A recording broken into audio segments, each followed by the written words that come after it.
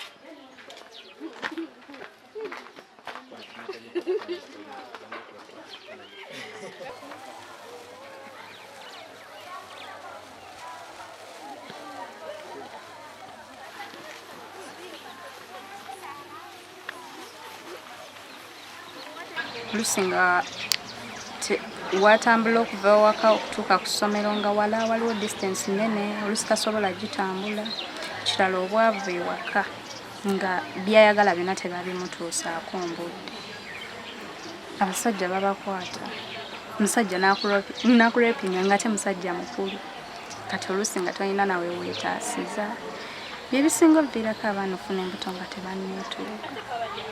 Bazadde baffe tebalina busobozi kutuwa bintu bye tukozesa mu bulamu obwa bulijjo ng'abaana abawala omuli pads tetubifunira wesanga ng'olusi tukozesa obugoye naye batuwadde pads ezireusable ne batuwa neza disposal tufunye ebyokukozesa ng'abaana abawala.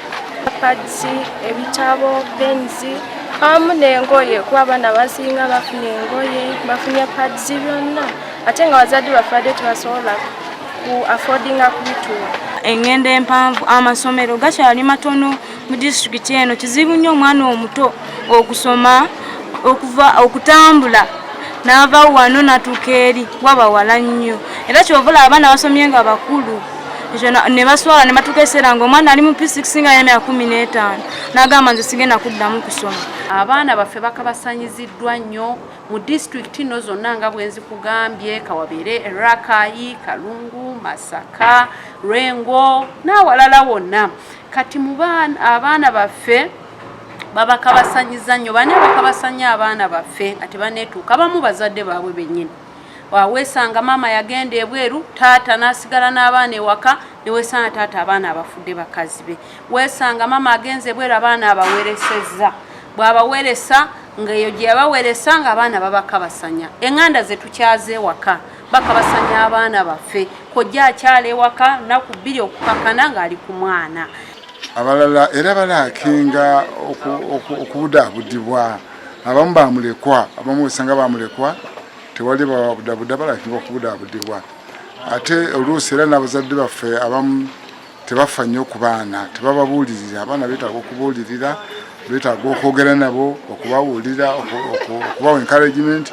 Naye kati abantu baffe no mu kyalo oluusi tebafa ku baana, tebababuulirira.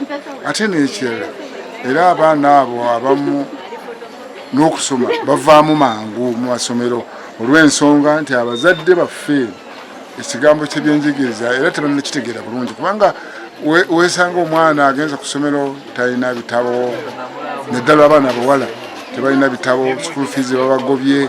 Ebyatuviiriddewo okuba nga tujja okuyamba abaana b'obuwala nti school dropout yabaddenga nnyingi, abaana bafuna embuto ku lujja, abaana abamu bazaalira ku lujja, abaana abamu tebalina school fees, abaana abamu bagaba balabenga ebyokusoma just biri awo tebabiwa kitiibwa. So ne tusalawo tujje tubayambe tubasomese lwaki bakitwalawe batyo. Kuba abazadde abamu tebakiraba, parents are so ignorant, tebasobola kulaba, tebalaba future ya kusoma wajeri nti no mwana babalowooza mwana alina genda n'afumbirwa. No, tukowola abazadde mwenna nga tubagamba nti n'okusoma omwana omuwala alina okusoma era n'abo omwana ow'enjawulo mu future.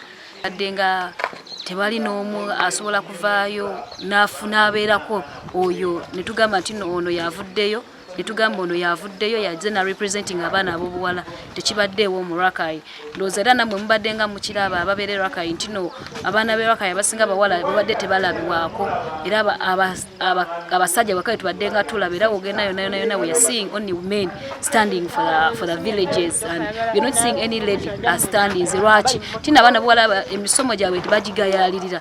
Tuzze tubaako ne ideas zetuinvolvinga ffe ngaffe abavubuka, naye twagadde nnyo fukasinga ku mwana omuwala lwansonga bayita mu bizibu bingi. Naffe kennyini tuli bawala naye twalaba akaalo Rakai gakwegamba keetaagira ddala obuyambi bwaffe.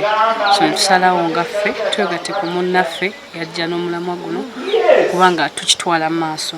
Kintu kirungi nnyo lwansonga tulabyeko abantu ab'enjawulo bayita mu ngeri z'enjawulo, naye abaana b'e Rakai bo nga bo twayagadde tusharinge nabo amagezi ag'enjawulo batya basobola okwekwata mu ngabo, kuba twakoze groups mu mitendera gy'enjawulo nga tubasomesa ebintu ebyenjawulo naffe bitwandibadde tuba nga twayigako emabega era nga twagala nabo babitegeereko.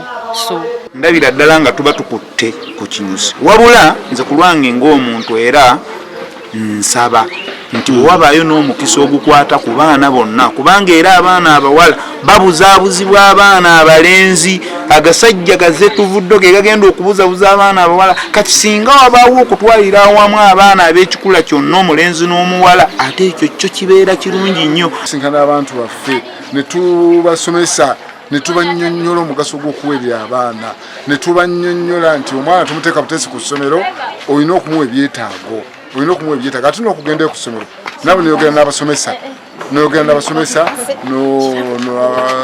nabo bulungi nnyo ne bakubuulira omwana wo bwakola ki bwe yeeyisa. Ate n'ekirala abakulembeze tufe nnyo n'okulaba nti tugezaako okusomesa abantu baffe, tugezaako okukugira okulwanagana n'okukugira abantu bano abaana ddala ababoodaboda abo oluusi abagezaako okuyisa abaana baffe abawala ne bagala nnyo okubateeka mu bintu ebitaliimu.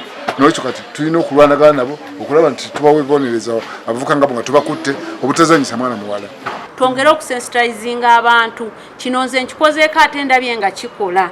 Abantu bano b'olumu buba butamanya. Tuyambe abantu obbasomesa ku parenting. Abantu bamanye enkuza n'enkulaakulanya y'omwana. Bamanye obulungi bwa taata mu bulamu bw'abaana be. Obulungi bwa maama mu bulamu bw'abaana be. Tuyigirize n'abantu okukola.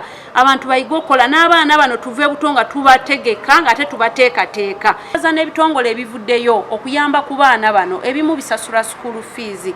Ebirala bibawa requirements. Ebirala bivuddeyo okulaba nga abaana bano bagenda ku ssomero nga bibakubiriza. So bannaffe abakola emirimu egyo mbaagala nnyo era mbagamba mwongere mu maaso. Omulimo gwe mukola gwa ttendo. Muyinza okuggwamu amaanyi nga watandika n'abaana 10 olabako 3 naye abo 3 bwe bafuukanga Grace basobola okufuuka ensonga mu ggwanga. Era bwe bafuukanga gwe gwa kikola basobola okufuuka ensonga mu ggwanga.